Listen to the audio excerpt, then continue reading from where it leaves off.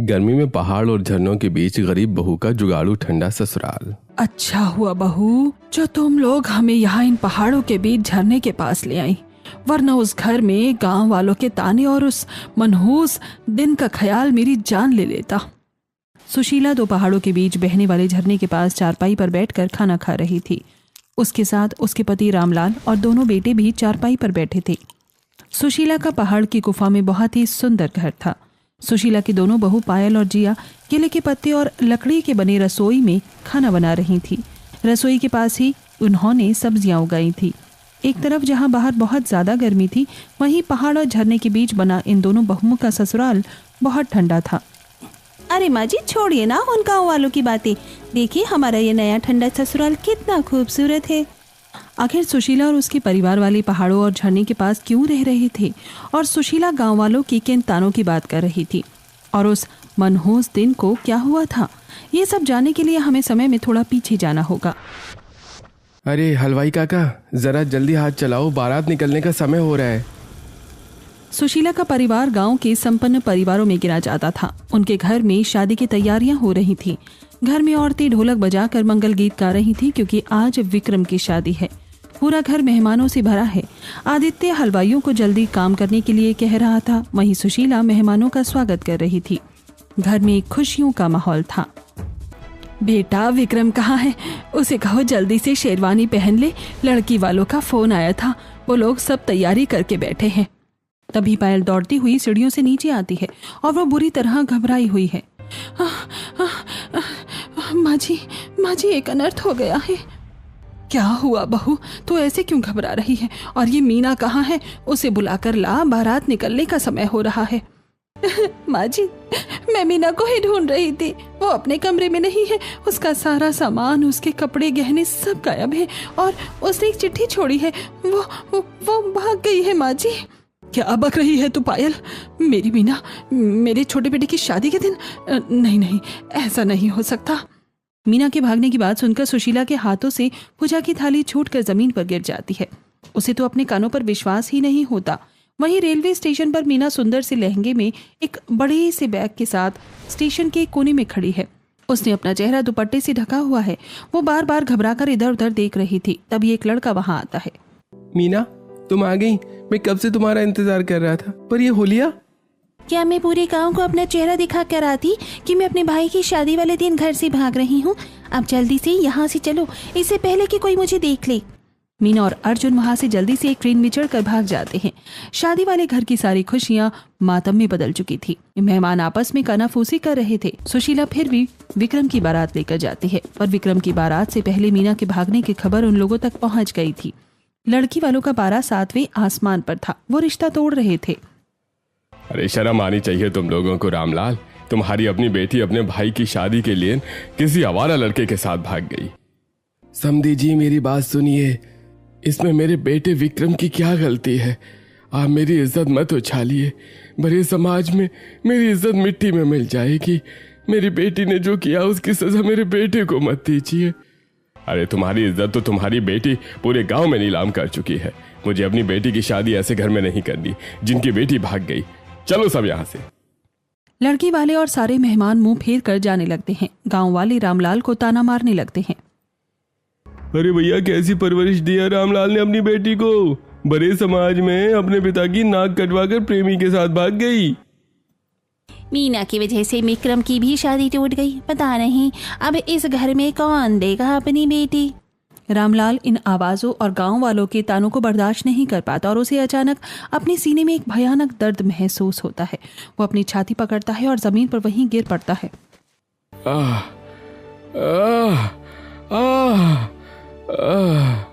रामलाल की आवाज सुनकर सुशीला भागते हुए उसके पास आती है और रामलाल के सर को गोद में लेकर, आदित्य, विक्रम, जल्दी आओ, तुम्हारे पिताजी को क्या हो गया है? पिताजी आंखें खोलिए। पिताजी। विक्रम, हमें पिताजी को जितना जल्दी हो सके हॉस्पिटल लेकर जाना होगा। सभी जल्दी से रामलाल को अस्पताल लेकर जाते हैं। रामलाल आईसीयू में थे। मशीनों की बीप बीप की आवाज आ रही है। आईसीयू के बाहर सुशीला, आदित्य, विक्रम और पायल बैठे थे। तभी डॉक्टर बाहर आता ही है। देखिए, पेशेंट को बहुत सीवियर हार्ट अटैक आया है। उन्हें गहरा सदमा लगा है। हमें तुरंत एक बड़ा ऑपरेशन करना पड़ेगा।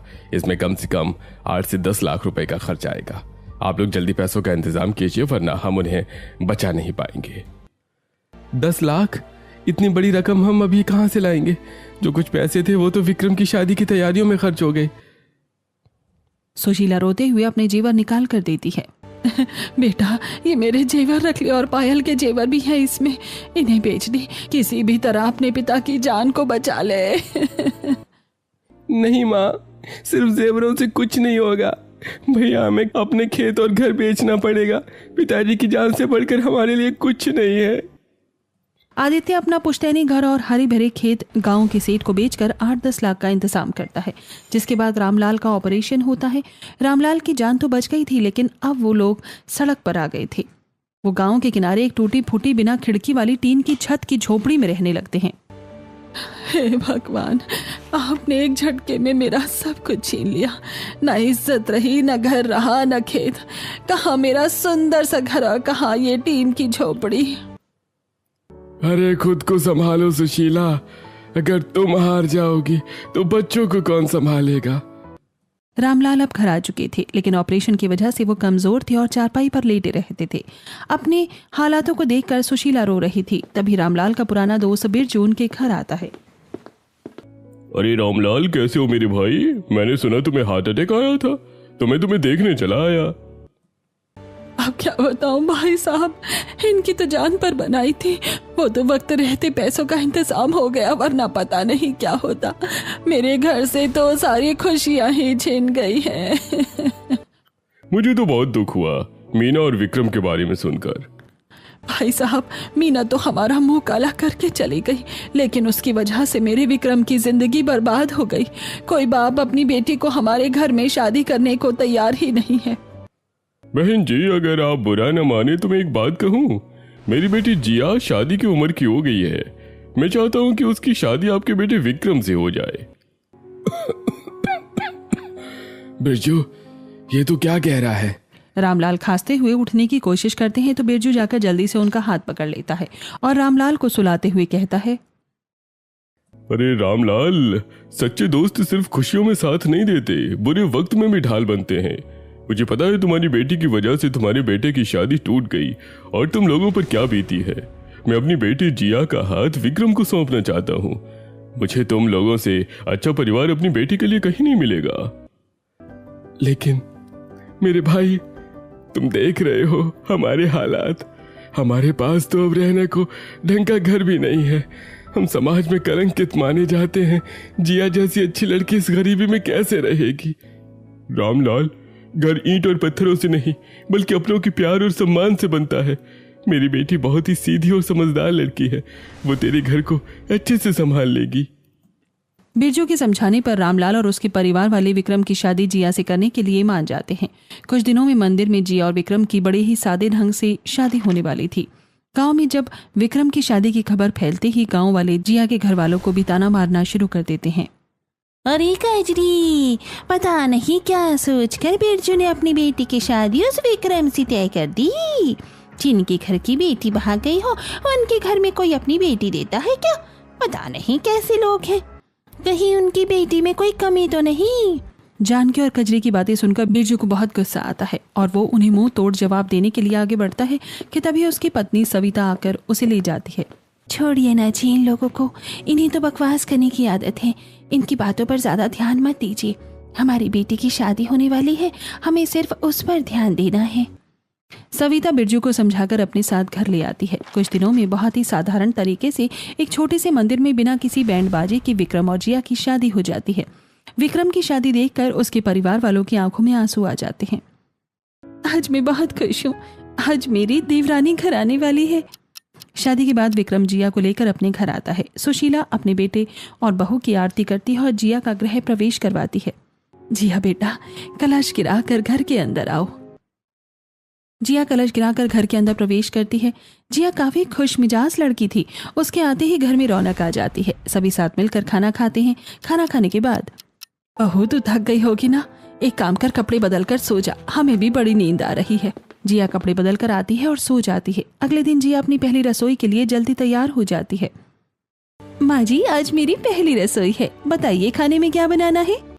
बहू, इतनी गर्मी में तुझ में जोश कहाँ से आ रहा है, मेरी तो हालत खराब हो गई है। माँ जी, अपने परिवार के लिए कुछ करने की चाहत हो तो जोश अपने आप आ जाता है। बताइए ना खाने में क्या बनाऊं। बहू, हमारे घर में तो ज्यादा राशन नहीं है, तो पहली रसोई में अलग अलग तरह का खाना कैसे बनाए। जो थोड़ा बहुत राशन है उससे जो समझ आता है तो बना ले। जी, अपनी पहली रसोई में हलवा बनाती है। सभी सुबह का नाश्ता करते हैं और उन्हें हलवा बहुत अच्छा लगता है। जिया, तुमने तो बहुत ही टेस्टी हलवा बनाया है। अरे बहुत दिनों से तो मैंने कुछ अच्छा खाया ही नहीं था। हलवा तो बहुत अच्छा बनाया है, क्या मुझे थोड़ा और मिलेगा? विक्रम के मुंह से तारीफ सुनकर जिया शर्मा जाती है। ऐसे ही दिन गुजरते हैं। जून का महीना लग गया था। दिन ब दिन गर्मी बढ़ती ही जा रही थी। टीन की छत वाली उनकी झोपड़ी भट्टी की तरह तप रही थी। रामलाल पसीने से भीगे थे और गर्मी की वजह से उनकी सांस फूल रही थी। हे भगवान, ये कैसी गर्मी है। टीन की छत तो आग की तरह जल रही है और घर में पीने का एक घूंट पानी नहीं है। तुम्हारे पिताजी की तबीयत गर्मी से और बिगड़ रही है। बहुओं, कुछ करो ना। सुशीला रामलाल की बिगड़ती तबीयत देखकर काफी घबरा गई थी। वो हाथ के पंखे से उन्हें हवा कर रही थी।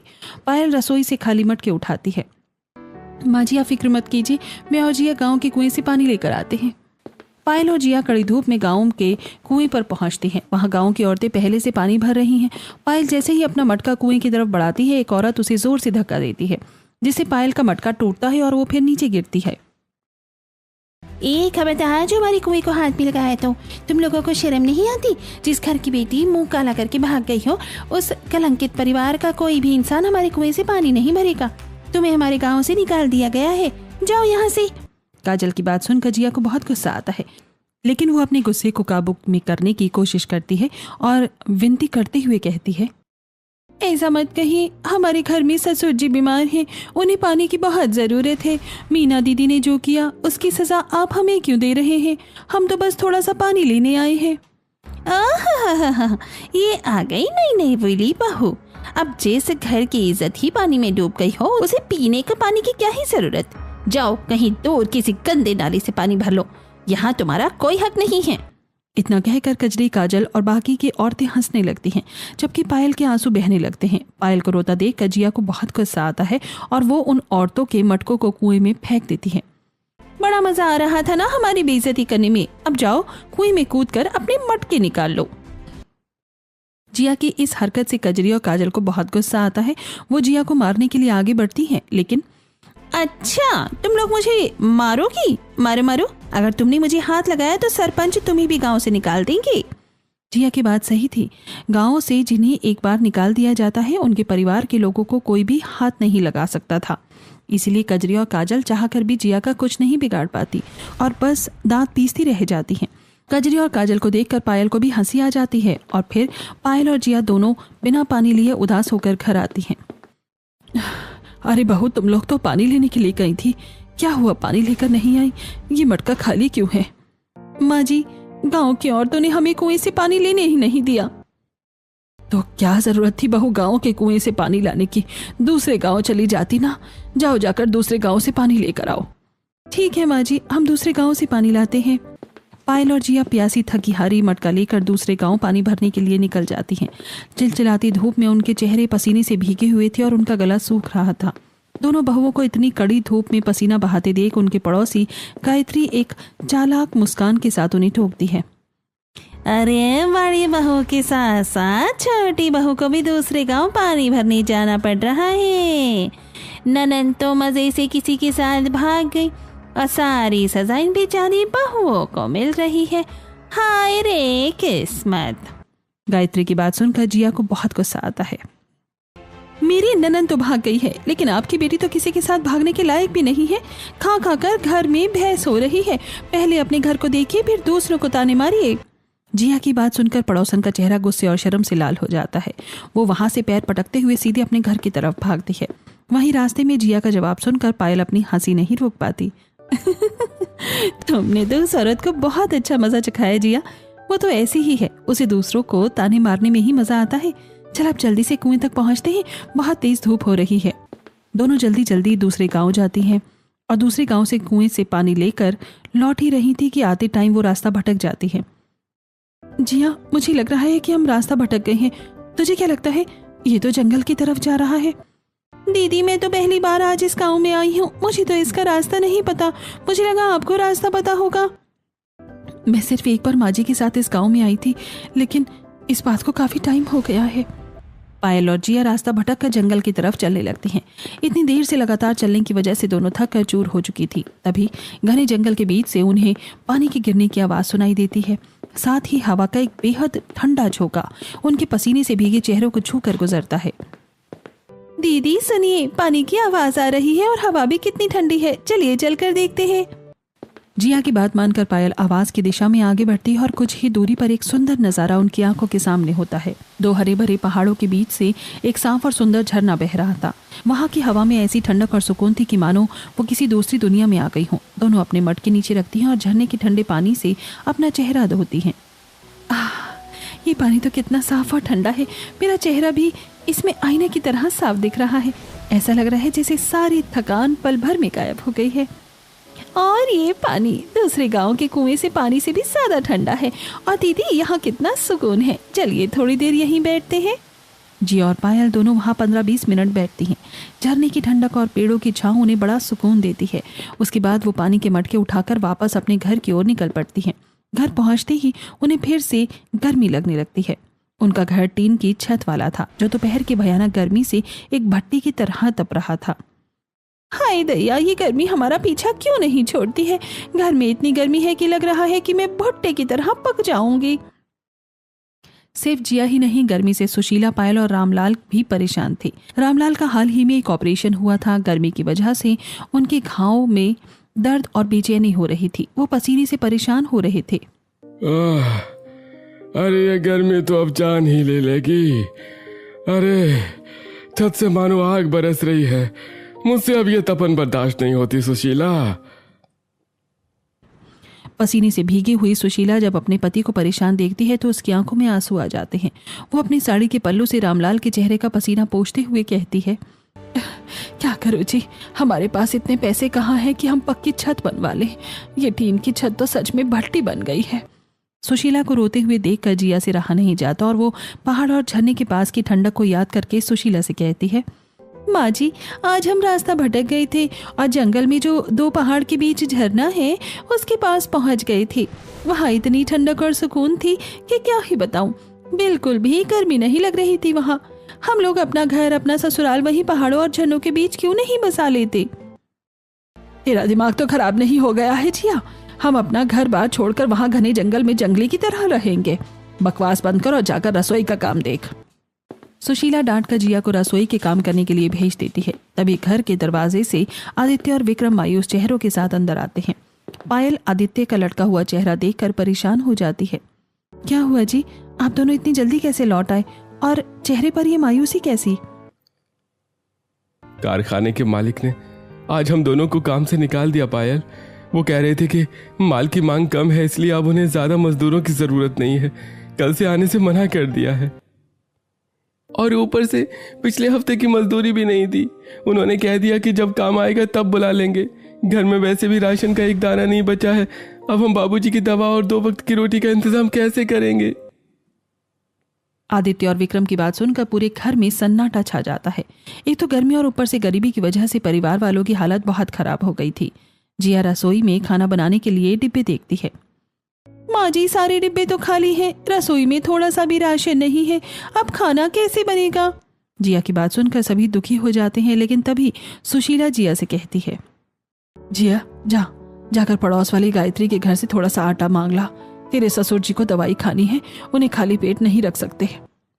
जिया भारी मन से उसी पड़ोसन के घर जाती है जिससे सुबह उसकी बहस हुई थी। गायत्री के घर का दरवाजा खटखटाने पर वो बाहर आती है और जिया को खाली बर्तन लिया खड़ा देखकर उसके चेहरे पर वही चालाक मुस्कान आ जाती है। काकी, घर में राशन खत्म हो गया है और ससुर जी की दवाई का भी वक्त हो गया है, क्या थोड़ा आटा मिल जाएगा? अरे तुम्हारे पास तो खाने के भी लाले पड़ गए हैं। तुम्हारी ननंद घर का सारा पैसा और जेवर लेकर भाग गई, कुछ छोड़ा ही नहीं। क्या तुम लोगों के लिए आटा तो मैं दे दूं, लेकिन बताओ तो क्या तुम्हारी ननंद सब कुछ लेकर भाग गई है? गायत्री की बात सुनकर जिया को रोना और गुस्सा दोनों एक साथ आता है। अपना आटा और अपने ये कड़वे ताने अपने पास ही रखो। हम भूखे मर जाएंगे लेकिन तुम्हारे हाथ का दिया नहीं खाएंगे। जिया खाली बर्तन लिए वहां से लौट आती है। घर आकर जब वो सबको ये बात बताती है तो घर का माहौल और भी ज्यादा खराब हो जाता है। भूख, भयानक गर्मी, रामलाल की बिगड़ती तबीयत और बेरोजगारी, इन सब ने परिवार को तोड़ कर रख दिया था। रात हो जाती है। सब लोग सिर्फ पानी पीकर सोने की कोशिश करते हैं। अगले दिन माँ जी, ससुर जी, आदित्य भैया और विक्रम, अब बस इन लोगों से भीख मांग कर और ताने सुनकर जीने से अच्छा है हम कुछ करें। मैंने कल वहाँ जंगल में देखा था कुछ ट्रैवलिंग करने वाले पहाड़ों के पास आते जाते हैं। अगर हम उस झरने के पास जाकर रहने लगे और वहाँ आने वाले लोगों को रुकने की जगह और खाना दी तो हम अच्छी कमाई कर सकते हैं। बात तो तुम्हारी ठीक है जिया। वैसे भी इस भट्टी जैसे घर में बाबूजी की जान निकल रही है। वहाँ कम से कम उन्हें इस जानलेवा गर्मी से तो राहत मिलेगी। हाँ भैया, यहाँ रहकर वैसे भी भूखा ही मरना है, क्यों ना एक कोशिश करके देखा जाए। अगर तुम्हें ये सही लगता है तो चलो, क्योंकि हमारे पास दूसरा रास्ता भी नहीं है। उस दिन दोपहर में पूरा परिवार अपनी एक पुरानी बैलगाड़ी में घर का थोड़ा बहुत बचा कुचा सामान लेकर उस पहाड़ और झरने के पास पहुंच जाते हैं। वहां की ठंडी हवा और पानी की कलकल आवाज जिया के परिवार के थके हुए चेहरों पर मुस्कान ले आती है। दोनों बेटे रामलाल को बैलगाड़ी से उतार कर एक पेड़ की ठंडी छांव में लिटाते हैं। सच कह रही थी जिया तू, यहाँ तो जैसे स्वर्ग की ठंडक है। तुम्हारे बाबूजी के चेहरे पर भी चैन है, लेकिन अब हम रहेंगे कहाँ? माँ जी, मैंने और जिया ने कल वहाँ एक गुफा देखी थी। पहले हम उसे साफ करके अपना सामान वहाँ रख देते हैं। तुम दोनों गुफा की सफाई करो, तब तक हम दोनों जंगल से लकड़ी काट कर आते हैं। चूल्हा जलाने में काम आएगा। जिया और पायल मिलकर उस गुफा की साफ सफाई करते हैं। फिर पायल बाहर से बड़े बड़े 3 पत्थर लाकर पत्थरों को जोड़कर एक चूल्हा बनाती है। अच्छा हुआ दीदी जो हमने यहाँ आते वक्त बनिए की दुकान से उधार से थोड़ा राशन ले लिया। अब उसी से मैं खिचड़ी बना देती हूँ। ससुर जी के लिए खिचड़ी सबसे अच्छी रहेगी। जिया जैसे ही पत्थर वाला चूल्हा जलाती है, चूल्हे का धुआं पूरी गुफा में फैल जाता है, जिससे गुफा के अंदर उमस और गर्मी बढ़ने लगती है। अरे पायल बहू, गुफा का पत्थर तो चूल्हे की गर्मी से गर्म हो रहा है। कुछ ही देर में गुफा के अंदर इतनी गर्मी हो गई थी कि अंदर रहना मुश्किल हो रहा था। दीदी, गुफा में तो हवा आ ही नहीं रही, यहाँ तो दम घुट जाएगा। हमें अपनी रसोई के लिए कुछ और जुगाड़ करना होगा। जिया की बात सुनकर पायल को एक आइडिया आता है। एक काम करते हैं, हम दोनों जंगल से मजबूत लकड़ियां काट कर लाते हैं, फिर उसी से बाहर खुली और ठंडी जगह पर हम अपनी रसोई बना लेंगे।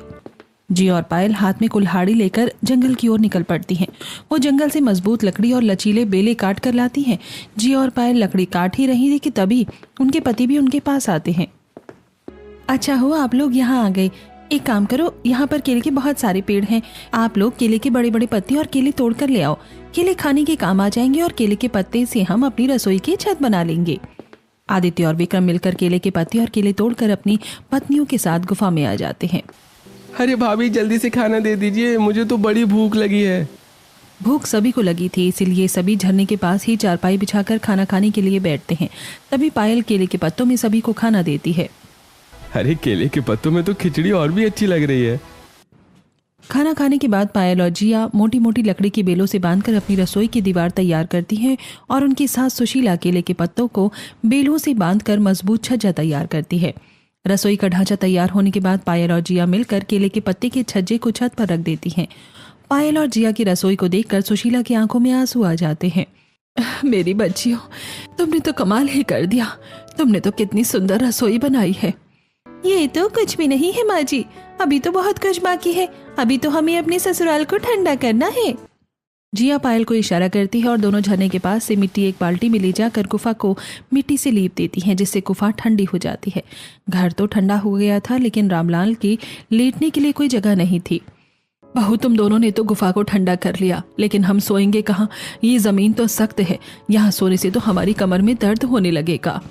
अरे माँ, चिंता मत करो, आपके बेटे हैं ना, हम लकड़ियों से अच्छा सा बेड तैयार करते हैं। दोनों भाई मिलकर जंगल से लकड़ी काट कर लाते हैं और फिर उसे बेल से बांधकर बेड तैयार करते हैं। वहीं पायल और जिया घास से सुंदर सा बिस्तर तैयार करती है। अपने नए बेड को देखकर जिया के दिमाग में आइडिया आता है। पायल दीदी, जैसे हमने अपनी रसोई बनाई है उस तरह से अगर हम ट्रैवलिंग करने वाले लोगों के रहने के लिए टेंट बना दे तो कैसा रहेगा, और उसमें बिस्तर भी लगा देंगे। भाभी, जिया बिल्कुल सही कह रही हैं। अगर हमें ट्रैवलिंग करने वाले लोगों से पैसा कमाना है तो हमें उनके रहने के लिए पहले जगह बनानी पड़ेगी, क्योंकि गुफा में तो हम रहते हैं। आप दोनों सही कह रहे हैं। चलिए हम लोग अपने टूरिस्ट के लिए टेंट बनाते हैं। आदित्य जी और विक्रम, आप दोनों लकड़ी काट कर लाइए। तब तक हम लोग केले के पत्तों का छज्जा बनाते हैं। दोनों भाई जंगल से लकड़ी काट कर लाते हैं और लकड़ी को बेलों से बांधकर दीवार और बेड बनाते हैं। वहीं पायल केले के पत्तों का छज्जा बनाती है और जिया बेड पर लगाने के लिए घास का पेसर बनाती है। आदित्य, पायल जी और विक्रम मिलकर तीनों टेंट वाले घर बनाते हैं। अब तो हमें पैसे कमाने से कोई भी नहीं रोक सकता है। जिया इतना कहती है कि तभी पायल के पेट से कुड़कुड़ की आवाजें आने लगती हैं। कीले खा खा कर तो मैं परेशान हो गई हूँ और हमारा राशन भी खत्म हो चुका है, क्या ही करें। पायल ये सोच ही रही थी कि तभी उसका ध्यान झरने के पास वाली उपजाऊ मिट्टी पर जाता है। ये जमीन बहुत उपजाऊ लग रही है और झरने का पानी भी पास है। अगर हम यहाँ सब्जियां उगा ले तो हमें कभी भूखा नहीं सोना पड़ेगा। दीदी, झरने में तो मैंने कल बहुत सारी मछलियां भी देखी थी। विक्रम जी, आप और भैया जाकर मछलियां पकड़ कर ले आइए। आज रात हम सब भरपेट खाना खाएंगे। आदित्य और विक्रम एक कपड़े की मदद से झरने से कई ताज़ी मछलियां पकड़ लाते हैं। उस रात खुले आसमान के नीचे अपनी जुगाड़ू ठंडी रसोई में पायल चूल्हे पर मछली बनाती है। कई दिनों बाद पूरा परिवार भरपेट खाना खाता है। खाना खाने के बाद सभी सो जाते हैं। अगले दिन, अरे जिया, जल्दी उठो, हमें सब्जी उगानी है, हमें अभी से काम करना पड़ेगा। पायल और जिया गुफा से बाहर आती हैं। बाहर का नजारा देखकर उनका मन खुश हो जाता है। फिर दोनों झरने के पास वाली खाली जमीन को नुकीले पत्थर से खोदती हैं और उसमें टमाटर, प्याज, आलू, भिंडी, पालक, कद्दू, लौकी के बीज बो देती हैं, जो वो गांव से अपने साथ लेकर आई थी। फिर पायल अपने खेत में पानी डाल देती है। ऐसे ही दिन गुजरते हैं। मिट्टी में नमी होने के कारण सब्जियां बहुत तेजी से बढ़ने लगती हैं। एक सुबह, दीदी, हमारी सब्जियां तो कितनी जल्दी जल्दी बड़ी हो रही हैं। बस कुछ दिनों की बात है, फिर हमारे खेत में हरी भरी सब्जियां उग जाएंगी। जिया की बात सुनकर पायल खुश होती है। कुछ दिन ऐसे ही गुजरते हैं। पायल और जिया के खेत में सब्जी उग गई थी। दोनों बहू अब अपने खेत की सब्जियां बना बना कर अपने ससुराल वालों को खिलाने लगी थी। ऐसे ही एक दिन सुशीला, रामलाल और उनके दोनों बेटे चारपाई बिछाकर खाना खाने के लिए बैठे थे। अच्छा हुआ बहू जो तुम हम लोगों को यहाँ इन पहाड़ों के बीच झरने के पास ले आई, वरना उस घर में गांव वालों के ताने और उस मनहूस दिन का ख्याल मेरी जान ले लेता है। अरे माँ जी, छोड़िए ना उन गांव वालों की बातें। देखिए हमारा ये नया ठंडा ससुराल कितना खूबसूरत है। इस जगह पर आने के बाद तो मेरे सारे गम दूर हो गए हैं। सुशीला और उसके परिवार वाले बातें कर ही रहे थे, तभी ट्रैवलिंग करने आए कुछ लोग पसीने से भीगे हुए उनके पास आते हैं। नमस्ते, हम सुबह से चल रहे हैं और बहुत थक गए हैं। क्या हम कुछ देर आपके इस टेंट में रुक सकते हैं? ये जगह बहुत ही खूबसूरत है। जी जरूर, आप लोग यहाँ आराम से रुक सकते हैं। हम टूरिस्ट को यहाँ रुकने के लिए जगह देते हैं। इसका किराया बस 100 रुपए है। पायल की बात सुनकर राघव तुरंत अपनी जेब से 500 रुपए निकाल कर पायल को दे देता है। 500 रुपए तो कुछ भी नहीं है इस जन्नत जैसी जगह के लिए। क्या यहाँ खाने पीने का भी कुछ इंतजाम हो सकता है? हमें बहुत जोरों की भूख लगी है। जी बिल्कुल, हम अभी आपको एकदम ताज़ा और हेल्दी खाना बना कर देते हैं। जी और पायल अपने छोटे से खेत से ताज़ी सब्जियां तोड़कर लाती हैं। आदित्य झरने से ताज़ी मछली पकड़ कर लाता है। फिर दोनों बहू मिलकर राघव के लिए चावल, मछली और सब्जी बनाती हैं। राघव झरने के पास चारपाई पर बैठा हुआ था। पायल केले के पत्तों पर गर्मा गर्म स्वादिष्ट खाना परोसती है। वाह, ऐसा स्वादिष्ट खाना तो मैंने शहर के बड़े बड़े होटलों में भी नहीं खाया। आप लोगों के हाथों में तो जादू है। राघव खाना खाकर थोड़ी देर टेंट में आराम करता है। जाते समय वो पायल को खाने के लिए 500 रुपए एक्स्ट्रा खुशी खुशी देकर जाता है। देख रहे हैं आप लोग, आज हमारी पहली कमाई हो गई। अब हम लोग ऐसे ही मेहनत करेंगे। पायल की बात सुनकर रामलाल और सुशीला की आंखों में खुशी के आंसू छलक पड़ते हैं। आदित्य और विक्रम मिलकर एक छोटा सा काउंटर बनाते हैं जहां वो रेंट का किराया लेते थे। धीरे धीरे उनका काम चल पड़ता है। जो भी टूरिस्ट पहाड़ और ट्रैवलिंग करने आते थे वो बहुओं के ठंडे ससुराल में जाकर रुकते। एक दिन एक ब्लॉगर ट्रैवलिंग करता हुआ वहां आता है। क्या मैं इस जगह की वीडियो बना सकता हूँ? हाँ, क्यों नहीं। पंकज अपना कैमरा लेता है और कैमरे में बोलना शुरू करता है। हेलो दोस्तों, आज मैं आपको एक ऐसी जगह लेकर आया हूँ जिसे देखकर आप भी कहेंगे कि धरती पर स्वर्ग है। देखिए मेरे पीछे 2 बड़े बड़े पहाड़ों और कल कल बहते झरने के बीच बसा गरीब बहुओं का ठंडा ससुराल। इन लोगों ने बिना किसी आधुनिक मशीन के जंगल की लकड़ियों और पत्तों से ट्रैवलर्स के लिए रुकने की इतनी बेहतरीन जगह बनाई है। और यहाँ का चूल्हे पर पका देसी खाना, उफ, आपको एक बार यहाँ जरूर आना चाहिए। पंकज की बनाई हुई वीडियो रातों रात वायरल हो जाती है। वीडियो देखने के बाद बहुत सारे लोग वहां घूमने के लिए आते हैं। ट्रैवलिंग करने वालों की तो वहां लाइन लग जाती है। मुझे भी टेंट में रहने की टिकट चाहिए। नहीं, मुझे पहले दे दीजिए। हाँ, एक एक करके आइए प्लीज। हर कोई पायल और जिया की ठंडी ससुराल में रुकना चाहता था और उन मेहनती बहुओं के हाथ का खाना खाना चाहता था। धीरे धीरे उनके पास इतने पैसे आने लगे कि वो 2-3 और पक्के टेंट बना लेते हैं। दोनों बहुओं की जिंदगी में सब कुछ ठीक हो गया था और अब रामलाल की तबीयत भी बिल्कुल ठीक हो गई थी। एक रात आदित्य इमोशनल होकर पायल का हाथ पकड़ लेता है। पायल, अगर उस दिन तुम दोनों ये कदम नहीं उठाती तो आज हम पता नहीं किस हाल में होते। तुम दोनों ने इस परिवार को बचा लिया। आप दोनों के इस जुगाड़ू ठंडे ससुराल ने तो हमारी पूरी किस्मत ही पलट दी। अपने पतियों के मुंह से तारीफ सुनकर जिया और पायल दोनों को बहुत अच्छा लगता है। वो अपने पतियों के गले लग जाती हैं और अपने परिवार वालों के साथ अपनी ठंडी ससुराल में आराम से रहती हैं।